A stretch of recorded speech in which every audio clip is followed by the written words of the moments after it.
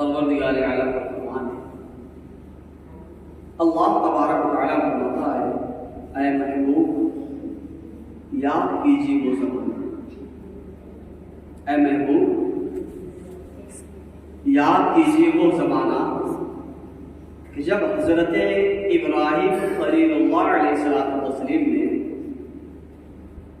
اپنے بیٹے حضرت اسماعیل علیہ السلام کی مدد سے وہ ساتھ لے کر کے خانہ کعبہ کی دیواروں کو مکمل کیا، یعنی خانہ کعبہ کی تعمیر مکمل کیا، اور اس کے بعد حضرت ابراہیم خلیل اللہ علیہ السلام نے وہیں پر پروردگار عالم سے دعا کی۔ کیا دعا کی؟ ربنا تقبل منا، سبحان اللہ۔ حضرت ابراہیم علیہ السلام نے وہیں پر دعا کی، اے میرے پروردگار تیرے حکم سے تیرے گھر کی تعمیر کی ہے، تیرا گھر بنایا ہے، اے میرے رب قدیر، اے میرے پروردگار میں نے جو یہ تیری مزدوری کی ہے نا اس کو اپنے مقدس بارگاہ میں قبول فرما۔ بے شک تو سننے والا ہے اور جاننے والا ہے، اے میرے پروردگار میری اس چھوٹی سی مزدوری کو اپنی بارگاہ میں قبول فرما دے۔ اس آیت مقدسہ کے مفہوم کو سمجھنے کے بعد آپ کو یہ بات بھی سمجھ میں آ گئی ہوگی کہ یہ نبیوں کا طریقہ ہے یا انبیاء کرام کی سنت ہے کہ جب تم کوئی نیک کام کرو اور اللہ تبارک و تعالیٰ کی رضا کی خاطر اس کام کو مکمل کر لو تو اللہ تبارک و تعالیٰ سے اس کی قبولیت کی دعا بھی کرنی ہے۔ یہ نبیوں کا طریقہ ہے، انبیاء کرام کی سنت ہے۔ حضرت ابراہیم علیہ السلام نے خانہ کعبہ کو بنایا خدا کے حکم سے، جب خدا کا ہی حکم تھا کہ اے میرے خلیل میرے گھر کو بناؤ، اور خلیل نے بنا دیا تو پھر دعا کرنے کی ضرورت کیا تھی؟ جب خدا نے ہی حکم دیا تھا اور وہ گھر بن گیا تو پتہ یہ چلا کہ خدا نے تو پہلے ہی اسے قبول کر لیا ہے حکم دے کے، کیونکہ حکم میں بھی قبولیت شامل ہوتی ہے کہ جب آپ نے کسی کو کسی کام کرنے کا حکم دیا اس نے اس کام کو کر دیا تو آپ نے تو پہلے اس کام کو قبول کر لیا ہے۔ لیکن ابراہیم خلیل اللہ علیہ السلام کا یہ طرز عمل ہمیں یہ درس دے رہا ہے، ہمیں یہ بتا رہا ہے یہ عمل کہ اے مسلمانوں سنو، یہ اللہ تبارک و تعالیٰ کی ذات مبارکہ، یہ اس کی شان ہے کہ پروردگار عالم ہی عبادت کے لائق ہے، عبادت کے قابل ہے، صرف خدا کی عبادت کی جا سکتی ہے۔ اور سنو یہ اللہ تبارک و تعالیٰ کی شان ہے، وہ تمہارے عمل کو قبول کرے یا نہ کرے، لیکن کام مکمل ہونے کے بعد پروردگار عالم سے اس کی دعا کرنا یہ بندگی کی حقیقت ہے، بندے کی معراج ہے۔ بندے کو یہ چاہیے ہمیشہ تواضع و انکساری کے دامن کو تھامے رہے تاکہ اس کا جو بھی عمل ہو اس کا بھرپور ثواب خدا اسے عطا فرمائے۔ سبحان اللہ۔ ہم اپنے عمل کو خدا کی بارگاہ میں اگر وسیلہ بنائیں تو ہمیں یہ خیال ہمیشہ ہونا چاہیے کہ یہ اختیار خدا کو ہے، قبول کرے نہ کرے۔ وہ بادشاہ مطلق ہے، وہ ساری کائنات کا بادشاہ ہے، اور اللہ تبارک و تعالیٰ کی بادشاہت ہمیشگی کی بادشاہت ہے، اس کی بادشاہت ختم ہونے والی نہیں۔ بہرحال آگے بڑھے، حضرت ابراہیم خلیل اللہ علیہ السلام نے خانہ کعبہ کی دیواروں کو مکمل کر لیا، بنا لیا، خانہ کعبہ تعمیر ہو گیا۔ آپ نے دعا کیا ہے میرے پروردگار تو اس کو قبول فرما لے۔ اللہ تبارک و تعالیٰ نے حکم دیا تھا، پروردگار عالم نے تو اسے قبول کر لیا۔ پھر اللہ تبارک و تعالیٰ کے خلیل کے اس عمل کے بعد، اس دعا کے بعد قرآن مقدس کی جو آیت کریمہ ہے نا اللہ اللہ، اس آیت کریمہ کو پڑھنے کے بعد، اس آیت کریمہ کے مفہوم کو سمجھنے کے بعد یہ اندازہ لگ جاتا ہے کہ پروردگار عالم نے دعا کو قبول کر لیا، اور قبول کرنے کے بعد کہا کہ اے میرے خلیل یہ تو تیری مزدوری میں نے قبول کر لیا، تیرے اس عمل کو میں نے قبول کر لیا، ہاں اس سے بھی آگے، اس سے بھی بڑھ کر کے اگر کچھ اور مانگنا چاہتا ہے تو اسے بھی مانگ لے، تیرا رب تجھے وہ بھی عطا فرمائے۔ حضرت ابراہیم خلیل اللہ علیہ السلام نے پہلے یہ دعا کیا، اس کے بعد حضرت ابراہیم علیہ السلام نے ایک اور دعا کی، وہ کیا ہے؟ ربنا واجعلنا مسلمین لک، سبحان اللہ، ربنا واجعلنا مسلمین لک ومن ذریتنا امة مسلمة لک، سبحان اللہ۔ اللہ کے خلیل نے دعا کیا کہ اے میرے پروردگار، اس خانہ کعبہ کو میں نے بنایا ہے، تیرے گھر کو بنایا ہے، تیرے گھر کی تعمیر کی ہے، اے میرے پروردگار ہمیں ہمیشہ مسلمان بنایا، اے میرے پروردگار میں تیرے بارگاہ میں ہمیشہ جھکنے والا بنا رہوں، اس کی توفیق عطا فرما، اور ساتھ ہی جو آنے والی میری ذریت، میری نسل ہے نا، ان میں بھی تو امت مسلمہ پیدا کرنا، ان میں بھی ایمان والوں کو پیدا کرنا، اے میرے پروردگار میری اولاد میں جو بھی آئے، میری نسل میں جو بھی آئے، وہ ہمیشہ ہمیشہ تیری بندگی کرنے والے ہیں، اس کی توفیق عطا فرما، اے میرے پروردگار میری تمام نسل کو ہمیشہ ہمیشہ تیری بندگی کرنے والے ہیں، اس کی توفیق عطا فرما۔ اس دعا کو بھی خدا نے قبول کر لیا۔ جو آگے آیت کریمہ آتی ہے، اس کے بعد جو آیت کریمہ ہے ربنا وبعث فیہم رسولا، اس میں یہ اللہ تبارک و تعالیٰ سے ابراہیم خلیل اللہ علیہ السلام نے جو دعا کیا ہے، یہ بات واضح ہو جاتی ہے۔ جب پروردگار عالم نے ان دعاؤں کو قبول کر لیا تو اشارہ دیا کہ میرے خلیل یہ بتا، یہ تیری دعائیں تو میں نے قبول کر لی، تیرا گھر میرا گھر بنایا، میں نے تجھے مزدوری ادا کر دی، تو نے مجھ سے طلب کیا کہ میرے پروردگار قبول فرما لے، میں نے اسے قبول کر لیا، تو نے مسلمان ہونے کی دعا کی، میں نے اسے قبول کر لیا، اپنے اولاد میں مسلمان پیدا ہونے، اپنی ذریت اپنی نسل کے ایمان کے لیے دعا کیا، میں نے اسے بھی قبول کر لیا، لیکن اے میرے خلیل تو نے بڑا کام کیا ہے، میرا گھر بنایا ہے، اور یہ گھر تو ایسا ہے کہ یہ گھر ایسی جگہ پر بنا ہے جو پوری دنیا کا سینٹر ہے، پوری دنیا کا بیچ کا حصہ ہے، اے میرے خلیل یہ ایک سینٹر ہے دنیا کا، اور یہ میرا گھر ہے، اس گھر کے ارد گرد لوگ طواف کریں گے، چکر لگائیں گے، میری عبادت کریں گے، اے میرے خلیل کچھ اور مانگ لے، اس سے پڑھ کر کچھ اور مانگ لے۔ جب خلیل اللہ نے دیکھا ہے، حضرت ابراہیم علیہ السلام نے دیکھا ہے کہ آج میرا پروردگار مجھے عطا کرنے پر ہے، آج جو مانگوں گا مجھے مل جائے گا، تو کیوں نہ آج بڑی چیز مانگ لی جائے، سبحان اللہ، کیوں نہ آج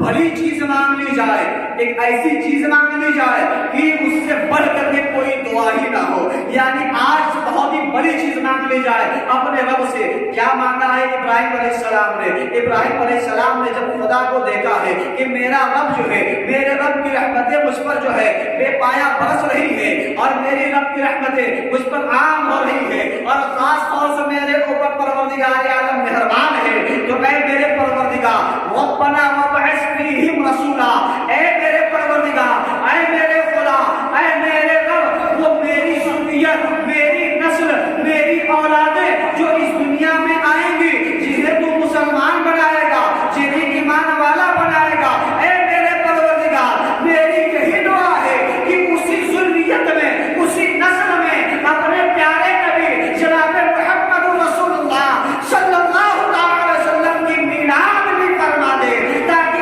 قیامت کے دن جب تمام انبیاء کرام کو ان کے ناموں کے ساتھ پکارا جائے گا، ان کی اقدامات کے ساتھ پکارا جائے گا، جب ابراہیم کی باری آئی تو ابراہیم خلیل کہہ کے نہ پکارا جائے، بلکہ جد محمد کہہ کے پکارا جائے۔ آپ نے دیکھا میلاد کی دعا حضرت ابراہیم علیہ السلام نے فرمائی۔ لوگ کہتے ہیں میلاد کا ثبوت کہاں سے؟ لوگ کہتے ہیں میلاد کا ثبوت کہاں سے؟ میلاد کا ثبوت خود قرآن سے موجود ہے۔ حضرت ابراہیم علیہ السلام نے حضرت محمد عربی صلی اللہ علیہ وسلم کی میلاد کی دعا کی کہ نہیں کیا؟ آپ نے دعا کیا کہ میرے پروردگار میری جو نسل آئے گی اسی میں اپنے آخری نبی کو پیدا کریں۔ ہوا بھی ایسا، ہمارے نبی جب اس دنیا میں تشریف لے آئے، کس کی نسل میں تشریف لے آئے؟ حضرت ابراہیم علیہ السلام کی۔ ابراہیم علیہ السلام کے بیٹے حضرت اسماعیل علیہ السلام، اور اسماعیل علیہ السلام کے نسل میں ہمارے نبی اس دنیا میں تشریف لے آئے۔ اور آگے چلیں، میلاد ہم جو مناتے ہیں نا، یہ کوئی نئی بات نہیں، یہ تو اس نقطۂ نظر سے آپ دیکھیں تو یہ ایک نبی کی سنت بھی ہے، میلاد مصطفیٰ۔ اب حضرت ابراہیم علیہ السلام جب خانہ کعبہ کو بنا رہے تھے نا، ایک پتھر تھا جس کے اوپر کھڑے ہو کر کے وہ خانہ کعبہ کی دیواروں کو ہمارے یہاں بھی جب راجگیر کام کرتے ہیں، جب دیوار اونچی ہو جاتی ہے تو نیچے سے کچھ لگا لیتے ہیں۔ یہاں تو لوگ پاڑ بولتے ہیں، کہیں مچان بولتے ہیں، بہرحال الگ الگ علاقے کی الگ الگ بولیاں ہیں۔ وہ چیز جو نیچے سے کچھ اوپر ہو جائے اور اس پر کھڑے ہو کر کے انسان دیوار مکمل کرے۔ حضرت ابراہیم علیہ السلام نے بھی اس کا استعمال کیا، لیکن اس زمانے میں آج کی طرح چیزیں نہیں تھی، تو ابراہیم علیہ السلام نے ایک پتھر کا استعمال کیا، ایک پتھر کو نیچے رکھ لیا آپ نے، اور اس پر کھڑے ہو کر کے خانہ کعبہ کی دیواریں تعمیر کرنا شروع کر دیا۔ تو ہوتا یہ ہے کہ آپ دیکھتے ہوں گے جو بھی راجگیر کام کرتا ہے تو کبھی آگے جانے کی ضرورت پڑتی ہے، کبھی دائیں کبھی بائیں، دیوار بناتے سمے کبھی دائیں کبھی بائیں جانے کی ضرورت پڑتی ہے، کبھی اوپر جانے کی ضرورت پڑتی ہے، کبھی نیچے آنے کی ضرورت پڑتی ہے۔ تو ہمارے یہاں راجگیر کا حال یہ ہے کہ جب ان کو جانا ہوتا ہے تو وہ اپنے قدموں سے چل کر کے دائیں جاتے ہیں، قدموں سے چل کر کے بائیں جاتے ہیں، اور جب نیچے جانے کی ضرورت ہوتی ہے تو جس اونچی چیز پر ہوتے ہیں اس سے نیچے اتر جاتے ہیں، اوپر جانے کی ضرورت ہوتی ہے تو کچھ اور اونچی چیز لگا لیا کرتے ہیں۔ لیکن سبحان اللہ، الحمدللہ، حضرت ابراہیم علیہ السلام جس پتھر پر کھڑے ہو کر کے خانہ کعبہ کی دیواروں کو بنا رہے تھے، پروردگار عالم نے اس پتھر میں یہ طاقت عطا کر دی تھی کہ اس پتھر کے اوپر سے ابراہیم علیہ السلام کو اترنے کی ضرورت نہیں ہوا کرتی تھی۔ اگر دیوار اونچی ہو جاتی ہے تو دوسرے پتھر کو رکھنے کی ضرورت نہیں ہوتی، آپ کو دائیں جانا ہے تو چل کے جانے کی ضرورت نہیں ہوتی، وہ پتھر خود بخود کھسک جایا کرتا تھا۔ بائیں جانے کی ضرورت ہوتی تو چلنا نہیں پڑتا تھا، بلکہ وہ پتھر خود بخود کھسک جایا کرتا تھا۔ اوپر جانے کی ضرورت ہوتی، وہ پتھر خود بخود اونچا ہو جایا کرتا تھا، گویا کہ وہ پتھر لفٹ کا کام کر رہا تھا۔ اور اللہ تبارک و تعالیٰ کے محبوب بندوں کا کیا مقام ہوتا ہے، اس پتھر سے جا کر کے پوچھو مسلمانوں، اس پتھر نے ابراہیم علیہ السلام سے ایسی محبت کی کہ جب اس نے دیکھا کہ میرے سینے پر سوار انسان کوئی معمولی انسان نہیں بلکہ اللہ کا خلیل ہے، جس کے لیے پروردگار عالم نے نمرود کی آگ کو ٹھنڈا کر دیا، جو پروردگار عالم کا محبوب بندہ ہے، جس کو پروردگار عالم نے مقام خلد پر فائز کیا ہے، تو پتھر نے دیکھا کہ میرے سینے پر سوار ہونے والا انسان ایک عظیم انسان ہے، خدا کا نبی ہے، پیغمبر ہے۔ وہ اس پتھر نے قدم ابراہیم کو اپنے سینے میں بسا دیا، اور ابراہیم علیہ السلام کے قدموں کے نشان اس پتھر کے اوپر پڑ گئے، اور پڑے ہی نہیں، ایسا پڑے کہ آج کئی ہزار سال کا زمانہ گزر چکا ہے۔ اور جب ہمارے نبی کے زمانے کو، ہمارے نبی کا ظاہری زمانہ آج سے 1450 سال پہلے کا ہے، تو حضرت ابراہیم علیہ السلام کا زمانہ تو ہمارے نبی سے کئی ہزار سال پہلے کا زمانہ ہے۔ آپ ذرا اندازہ کریں کہ کتنے ہزار سال کا زمانہ گزر چکا ہے۔ آج بھی اس پتھر کو صحن کعبہ میں، جو کعبہ شریف کا گراؤنڈ ہے، حرم شریف کے اندر اس پتھر کو نصب کیا گیا ہے، آج بھی وہ پتھر موجود ہے، قدم ابراہیم موجود ہے۔ پتہ یہ چلا کہ جب کسی چیز کو اللہ والوں سے محبت ہو جایا کرتی ہے تو پروردگار عالم اس کو فنا نہیں کرتا ہے بلکہ اسے بقا عطا کرتا ہے۔ اگر ہم چاہتے ہیں کہ ہمیں بھی مقام مل جائے، ہمیں یہ چاہیے کہ ہم اللہ والوں کے ہو جائیں، اللہ کے نیک بندوں کے ہو جائیں۔ جو اللہ کے نیک بندوں کا ہو جاتا ہے، پروردگار عالم اس کو فنا نہیں کرتا، اس کو بقا عطا کرتا ہے۔ آج بھی وہ پتھر موجود ہے، اور طواف کی شروعات تو حجر اسود کے پاس ہوتی ہے، لیکن جب طواف کا چکر مکمل ہو جاتا ہے تو اسی پتھر کو سامنے رکھ کر کے 2 رکعت نماز ادا کی، سبحان اللہ، پتھر سامنے ہوتا ہے اور نماز ادا کی جاتی ہے۔ یہاں کسی پتھر کو سامنے رکھ کے نماز پڑھے آپ کی نمازیں نہیں، اگر اس پر کوئی نقش بناؤ، سمپل پتھر ہے تو پتھر ہے، اور اس نیت سے کہ اس پتھر کو سامنے رکھ کے نماز پڑھے تو نماز، کوئی مورتی سامنے رکھ کے نماز پڑھے بتائے نماز ہوگی؟ وہ بھی تو پتھر ہے، نماز نہیں ہوگی۔ تصویر سامنے رکھ کے پڑھیں گے نماز نہیں ہوگی، جانتا ہے، مورتی سامنے رکھ کر کے نماز پڑھیں گے نہیں ہوگی، لیکن وہاں پر وہ پتھر سامنے ہوتا ہے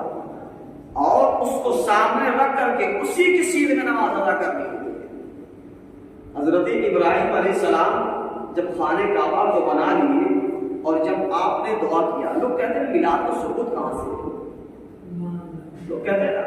لوگ سنی لوگ میلاد کرتے ہیں، جلسہ جلوس کرتے ہیں، چراغا کرتے ہیں، ثبوت کہاں سے؟ ثبوت بتاتا ہوں۔ حضرت ابراہیم علیہ السلام جب اس خانہ کعبہ کو مکمل کر چکے اور جب آپ نے دعا کی کہ میرے پروردگار میری نسل میں اپنے محبوب نبی کو پیدا کرنا، اپنے محبوب نبی کی میلاد میری نسل میں فرما دے، اس وقت آپ اسی پتھر پر کھڑے تھے۔ اچھا، اس پتھر پر نشان پڑ گئے اور پتھر پہ نشان کیوں نہ پڑ گئے؟ عرب کی زمین تو پتھریلی زمین، پہاڑی علاقہ، یا تو ریت یا تو پتھر۔ آج ہزاروں سال کے بعد کسی پتھر پہ نشان لاتے ہیں، پیغمبر کا معجزہ تو چلتے ان کے قدموں کے نشان پڑتے ہیں، لیکن آج بھی کوئی نشان پاتے نہیں، صرف وہی نشان ہی پاتا ہے۔ حضرت ابراہیم علیہ السلام خانہ کعبہ کی دیواروں کو مکمل کر چکے تو آپ نے دعا کیا، اے میرے پروردگار میری نسل میں اپنے محبوب نبی کی میلاد، اپنے سمجھ لیں میلاد اور پیدائش دونوں ایک ہی چیز ہے۔ عربی میں میلاد کہتے ہیں، اردو اور ہم لوگ اپنی زبان میں پیدائش کہتے ہیں، انگلش میں برتھ کہتے ہیں۔ تو میلاد عربی کا لفظ ہے، پیدائش اسی کا اردو ہے، دونوں ایک ہی ہیں۔ تو حضرت ابراہیم علیہ السلام نے دعا کیا کہ میرے پروردگار میری نسل میں اپنے محبوب نبی کو پیدا کر۔ جب آپ دعا کر رہے تھے اسی پتھر پر کھڑے تھے، اور اس دعا کی برکت دیکھیے کہ حضرت ابراہیم علیہ السلام نے دعا کیا اور اس پتھر پہ نشان آج بھی گاتے ہیں۔ حدیث کی کتاب ہے شرف المصطفیٰ، جس میں نیشاپور کے ایک امام ہے، وہ اس کے مصنف ہیں، انہوں نے اس حدیث کی کتاب میں تحریر کیا ہے کہ جب ہمارے نبی کا زمانہ آ جائے، یہ تو پتھر پہ نشان پر ہے، خانہ کعبہ بنا اور اس کے بعد جو ہے بات آئی ختم ہو گئی، لیکن جب ہمارے نبی کا زمانہ آیا تو چونکہ وہ پتھر اس خانہ کعبہ میں نصب تھا، اس صحن میں ہمارے نبی کریم صلی اللہ علیہ وسلم جب جوان ہوئے، جوانی کا عالم آپ کا ہوا، آپ جب چلا کرتے تو قریش جو ہمارے نبی کے خاندان کے لوگ تھے، جو وہاں کے باشندے تھے، قریش ہمارے نبی کے قدم مبارک کو دیکھتے، پیروں کے نشان کو دیکھتے اور اس پتھر پر پڑے نشان کو دیکھتے۔ قریش کے افراد قسم کھا کر کے کہا کرتے تھے، خدا کی قسم جیسے نشان اس پتھر کے اوپر قدم ابراہیم کے ہیں، سیم ویسے ہی نشان محمد عربی صلی اللہ علیہ وسلم کے ہیں۔ بتا کے چلا دونوں قدموں کے نشانات میں پروردگار عالم نے مشابہت پیدا فرما کر کے زمانے کو بتا دیا، اے جہاں والو سنو، اس قدم اس پتھر کے اوپر جو نشان باقی ہے صرف ابراہیم کے قدموں کی وجہ سے نہیں، بلکہ اس پتھر پر کھڑے ہو کر کے میرے خلیل نے میرے محبوب کی میلاد کی دعا کی تھی، میلاد مصطفیٰ کی برکت کی وجہ سے آج بھی اس پتھر پر نشان باقی ہے، آج بھی اس پتھر پر نشان باقی رہا۔ کیوں؟ اس لیے کہ وہی کھڑے ہو کر کے میلاد مصطفیٰ کی دعا کی